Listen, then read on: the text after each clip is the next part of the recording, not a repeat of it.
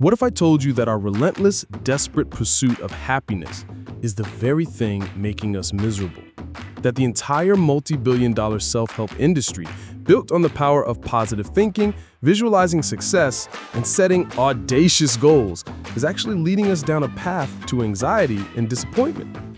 It sounds crazy, but this is the uncomfortable truth at the heart of one of the most quietly profound books I've read in years. The central argument is this: true contentment doesn't come from chasing an elusive, permanent state of cheerfulness. It comes from willingly embracing the very things we spend our lives trying to avoid: uncertainty, insecurity, failure, and even the thought of our own death. This is the negative path to happiness. Welcome back to You Are What You Read, the podcast where we distill the world's most powerful books. I'm Jane, and that's the bookworm himself, Sam. And that radical idea you just heard, that maybe we should stop trying so hard to be happy, is the core thesis of Oliver Burkeman's brilliant book, The Antidote: Happiness for People Who Can't Stand Positive Thinking. Sam, when you first told me about this book, my initial reaction was, oh great, a book for cynics. But it's not that at all, is it? Not in the slightest. It's not about pessimism. It's about realism. Burkeman travels the world exploring ancient philosophies and modern psychology to make a single compelling point. Our culture has developed an almost phobic relationship with negativity. We see feelings like sadness, anxiety, or doubt as aberrations, as problems to be fixed. The book argues they are not. They are a fundamental, unavoidable, and even useful part of a meaningful life. The antidote of the title isn't a magic pill for happiness. It's an antidote to the toxic, unrealistic cult of forced positivity. Okay, so for everyone listening who has ever felt a little bit guilty for not feeling quote-unquote good vibes only, this episode is for you. Sam, you said this book is built around a few core counterintuitive ideas. Let's break them down. Where do we start? We start about 2,000 years ago with the Stoics. This isn't the modern definition of Stoic as someone who was emotionless. The ancient Greek and Roman Stoics, like Seneca and Marcus Aurelius, were intensely practical psychologists.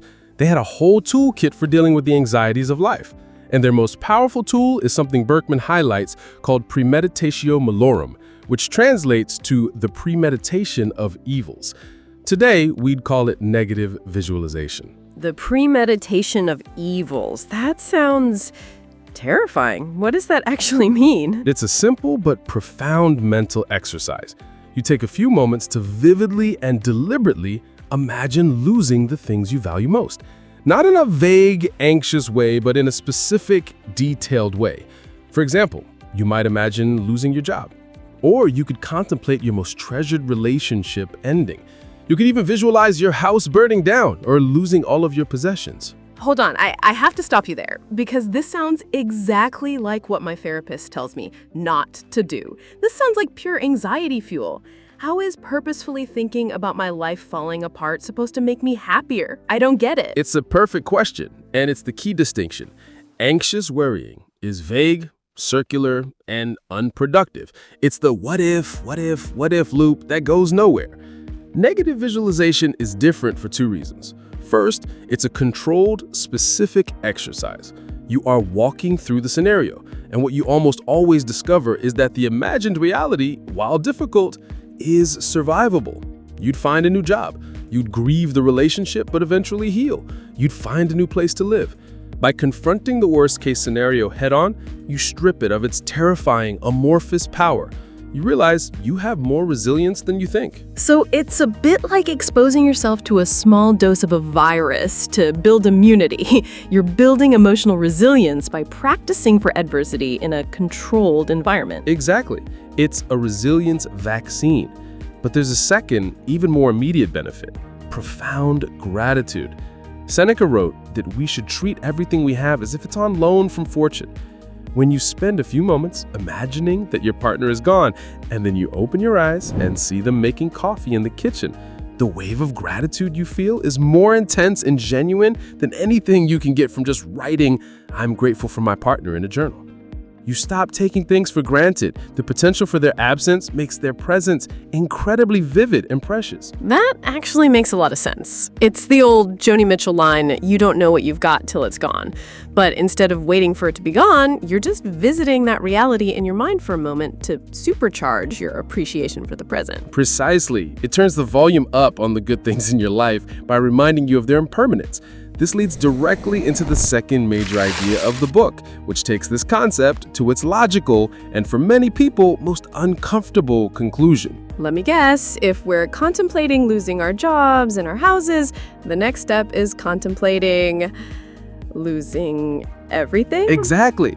The ultimate negative visualization. Memento Mori, the ancient practice of remembering your own death. Burkeman explores how this idea appears in different cultures, from the Stoics to certain Buddhist traditions to the vibrant Day of the Dead celebrations in Mexico. Our modern culture, again, treats death as the ultimate failure, something to be hidden away and never spoken of. We are obsessed with anti-aging, with extending life at all costs, with pretending it won't happen to us. Which is, of course, completely delusional. It's the ultimate delusion. And the book argues that this denial of death fuels a huge amount of our smaller, everyday anxieties. We scramble for security, financial security, social status, perfect health, as a way to build a fortress against our own mortality. We think if we can just get that promotion or that perfect house or that bigger retirement account, we'll finally feel secure. But you're saying that real security doesn't come from building a bigger fortress. It comes from accepting that there's no fortress. Life is, by its very nature, insecure. You can do everything right and still get sick. You can be the perfect employee and still get laid off. The ground beneath our feet is never as solid as we pretend it is. And according to this negative path, embracing that insecurity is the only way to find any real peace. So how does thinking about death help with that? It still sounds pretty morbid. How does this apply to someone who is just stressed out about giving a presentation at work next Tuesday? Saying, well, at least you're not dead, feels a little dismissive. It's not about dismissing the anxiety, but about contextualizing it. The practice of Memento Mori isn't about dwelling on the morbid details of dying. It's about using the finite nature of your time as a filter for what truly matters. When you hold your Tuesday presentation up against the backdrop of your entire limited lifespan, its importance shrinks dramatically. You might still be nervous, but the stakes feel lower. The potential for embarrassment of failure ceases to be a life and death catastrophe. It's a tool for perspective. It forces you to ask, will this matter in a year, in 5 years, on my deathbed? And for 99% of our daily worries, the answer is a resounding no. It sounds like it frees you up to take more risks, to be less of a perfectionist, because the consequences of failure are put in their proper, much smaller place. You've nailed it. It frees you. If you know your time is limited, you're less likely to waste it on things that don't matter, like obsessing over what other people think or pursuing status for its own sake. Burkeman tells a story of visiting a man in Mexico who builds these elaborate, beautiful papier-mâché skeletons for the Day of the Dead. He spends all year on them, and then on the day, they are paraded and celebrated, and then they're destroyed. They're burned. The man finds immense joy in this. The beauty is in the creation and the celebration, not in the permanent possession of the thing. It's a beautiful metaphor for life itself. Wow, that really lands. So we've got negative visualization to build resilience and gratitude, and we've got Memento Mori to find perspective and embrace insecurity. These are all very internal philosophical shifts. What about the external things we do? You mentioned at the top that the book also takes aim at goal setting. That feels like it's gonna be a tough pill for our listeners to swallow. This was the part of the book that challenged me the most because I'm a planner. I love a good goal. But Burkeman makes a devastatingly strong case against our obsession with them. He argues that attaching your happiness to the achievement of a specific future goal is a guaranteed recipe for dissatisfaction. How so? Walk me through the logic. Think about it. When you set a major goal, I'll be happy when I get that promotion, or I'll be happy when I buy a house, I'll be happy when I lose 20 pounds. You are doing two things. First, you are implicitly telling yourself that your present life is inadequate. It's a not good enough, yet state of being. You're constantly living in the future, deferring your contentment. So you're basically sacrificing the present for a future that may or may not happen. Exactly. And what happens when you actually achieve the goal? There's a momentary rush of excitement for sure, but it's incredibly fleeting. Psychologists call this hedonic adaptation. We adapt to the new reality almost immediately. You get the promotion, and within weeks, it's just your new job with its own new set of problems. You buy the house, and now you have to worry about the leaky faucet and the property taxes. The finish line you were racing towards immediately transforms into the starting line for the next race. It's the what's next problem. You're never actually there. You're never content. You're always just striving. But what's the alternative? Should we just drift through life with no ambition? How does anything get built or achieved? This is the crucial distinction. The book doesn't advocate for aimlessness. It advocates for shifting your focus from goals to process, or from outcomes to systems. Instead of having the goal, I want to be a famous author, you adopt the process. I will write for 1 hour every morning. Instead of, I want to run a marathon, you adopt the system. I will put on my running shoes and go out the door 4 times a week. So the focus is on the doing, not the destination. Yes, because the doing is where life is actually lived. You derive satisfaction and meaning from the act of riding itself, from the feeling of the pavement under your feet on your run. The eventual outcome, the published book, the Marathon Medal, is a wonderful byproduct, a bonus, but it's not the source of your self-worth or happiness. This detaches your well-being from factors that are often outside your control. You can't control if a publisher will buy your book, but you can control whether you sit down to write today. You find peace in what you can control, your actions, and let go of what you can't, the results. This connects back to the Stoic idea of focusing on what's within your power. I can see how this would be incredibly liberating. It takes the pressure off. You're no longer a failure if you don't hit some arbitrary target. You're a success every single day that you engage in your process. That's the heart of it. Success becomes defined by your effort and engagement in the present moment, not by some future prize. Okay, this is all fascinating and frankly, a huge relief to hear. Let's try to tie this all together for everyone listening. We've talked about the negative path, using negative visualization to build resilience, using Memento Mori to gain perspective, and focusing on process over goals to find satisfaction in the present. This all feels very philosophical. How do we make this practical? Let's take a real-world scenario. Say someone is listening right now who is incredibly stressed about their financial situation. They feel like they never have enough money and they're constantly anxious about it. How would they apply the antidote? Great question. Let's walk through it. The standard positive thinking approach would be to tell them to create a vision board with pictures of wealth, to repeat affirmations like, I am a magnet for money, and to set an aggressive savings goal. The antidote's approach would be the complete opposite. First, they would practice negative visualization. They would sit down and seriously, calmly walk through their biggest fear. What if I lost everything? What if my savings were wiped out? They'd trace it out. Okay, I'd have to sell my car. I might have to move into a smaller apartment or in with family. I'd have to eat very simply. It would be incredibly difficult and humbling.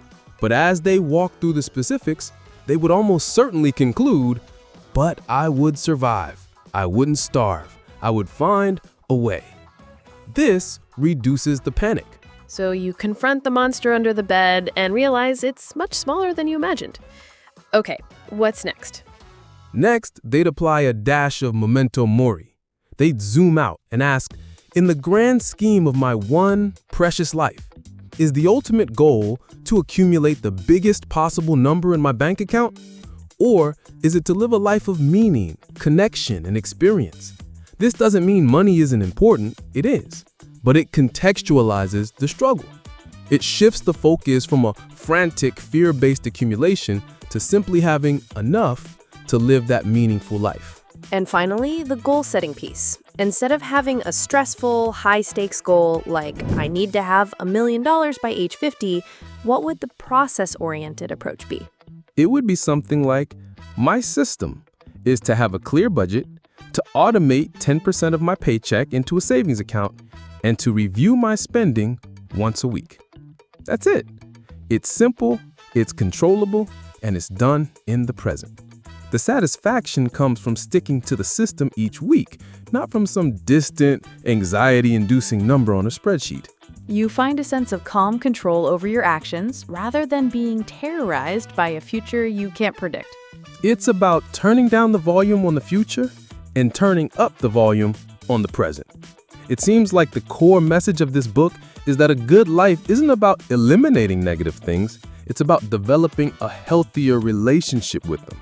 It's about accepting reality as it is, not as we wish it would be. That is the perfect summary. It's not a path to constant bliss, it's a path to a more robust, resilient, and ultimately more tranquil state of being.